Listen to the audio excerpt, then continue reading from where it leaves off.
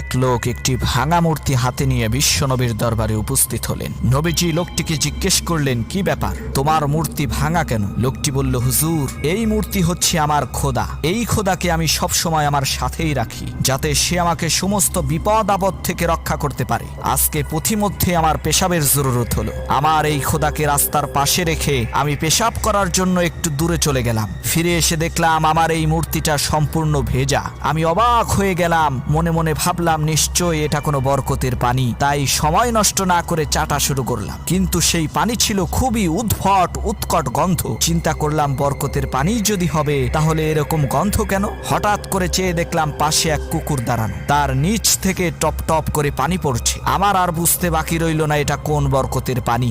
এক মুহূর্ত দেরি না করে খোদার ঠ্যাং ধরে এক আছাড় মেরে ভেঙে ফেললাম। এই দুর্বল অসহায় খোদা নিজেই বিপদ থেকে বাঁচতে পারে না, আমাকে কি করে বাঁচাবে?